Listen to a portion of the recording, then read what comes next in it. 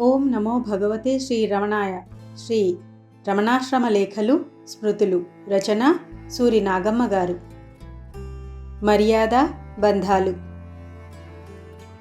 ఈ మధ్య ఒకరోజు ఉదయం ఏదో ప్రసంగం వచ్చి భగవాన్ తమ తల్లి రావటం, ఆమె నివాసం మొదలైన సంగతులు చెబుతూ ఇలా అన్నారు నాతో. అమ్మ తరచూ వస్తూ ఉండటం, వస్తే కొన్నాళ్ళు నిలువగా ఉండటం సాగించిన తరువాత సహజంగా నేను పశుపక్షాదులను సహితం మర్యాదగా పిలుస్తూ ఉంటాను కదూ. అదేవిధంగా ఆమెను కూడా మీరనే పిలవబోతే ఏదో ఘాతుకం చేసినట్లు తోచింది నాకు. అంతటితో ఆ మర్యాదావాచకం మానేసి మామూలుగానే పిలుస్తూ వచ్చాను. సహజమైన అలవాట్లు మార్చుకోవాలంటే ఏదో ఎరువు పెట్టినట్లుంటుంది. అయినా ఈ శరీరంతో ఏమున్నది అని డగ్గొత్తికతో వారనేసరికి ఆనందాశ్రువులతో నా కళ్ళు నిండినవి. నూనూగు మీసాల నూత్న యవ్వనమునందు అడుగిడకముందే ఇహాపేక్ష వదలి పరాపేక్షతో పావనమైన అరుణాచలమునకు పరువెత్తి వచ్చి పరమ నిర్వాణ సామ్రాజ్యమునకు పట్టాభిషిక్తుడైన పుత్రుని దరసి అమ్మా అమ్మా అని పిలిపించుకొన్నది ఆ తల్లి. ఎంత భాగ్యమో! మాతృదేవో భవ అని వేదాలలో మొదటనే చెప్పారు తల్లిని పూజనీయంగా. చిత్రమేమంటే ఆమెను మర్యాదగా పిలవటం అసహజంగా తోచిందట వారికి. నిజంగా వారు రండి పొండి అని పిలిస్తే ఆమెకు ప్రాణం పోయినట్లుండదు. అమ్మా ఏమే అంటే సంతృప్తిగా ఉంటుంది కదా.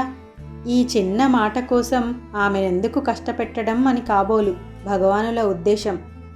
అమ్మ పోయిన తరువాత బంధం వదిలింది కదా, ఇక స్వేచ్ఛగా తిరుగుతూ ఒక స్థలమని లేకుండా కొండగుహలలో ఎక్కడైనా ఒంటరిగా ఉండిపోదామనుకుంటే అంతకంటే పెద్ద బంధమైంది ఇప్పుడు.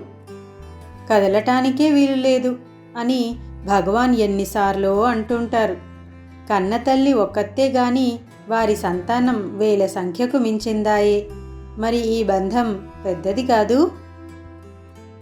మొన్న చూడు, స్కందాశ్రమం మరమ్మత్తు చేస్తున్నారని విని ఈ భాద్రపదం చివర కాబోలు ఓ రోజు మధ్యాహ్నం భోజనమైన వెనక యథాప్రకారం బయటికి వెళ్ళి ఆ వెళ్ళటం ఇట్టే చూచి వస్తామని ఎవరితో చెప్పకుండా కూడా వచ్చిన రంగస్వామితో సహా శ్రీవారు స్కందాశ్రమానికి వెడితే శివమెత్తినట్లు అంతా వెళ్ళి వారిని చుట్టుకున్నాం కదలనీయకుండా.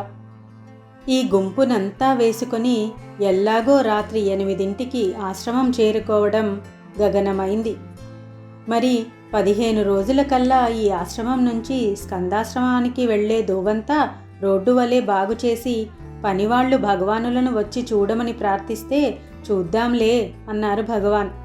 మేమంతా వెడదామని ఉబలాట పడితే విందు ఏర్పాటు అయిన తరువాత అందరం పోదామని ఉదయం లాలించి చెప్పి సాయంత్రం 5 గంటల వేళ శ్రీవారు మామూలు ప్రకారం బయటికి వెళ్ళి ఎవరికీ తెలియకుండా స్కందాశ్రమానికి వెళ్ళారు. ఈ సంగతి తెలిసి స్త్రీలేమి పురుషులేమి చీకటిని లెక్క చేయకుండా టార్చీలు లాంతర్లు కర్రలు తీసుకొని కొండెక్కారు. శ్రీవారి బుజ్జగింపు నెరగని వారు సరే, ఎరిగిన నేను వెళ్ళకూడదని నిశ్చయించుకొని కొండ మొదటి మలుపు వరకు 2 సార్లు ఎక్కి దిగి కూడా అంతా వెడుతున్నారనే చాపల్యంతో వారందరి వెనక నేను వెళ్ళాను. కోతిని ఎంత బుజ్జగించినా సహజ చేష్టలు విడవనట్లు ఎంత అణచినా ఈ మనస్సు సహజగుణం విడవల.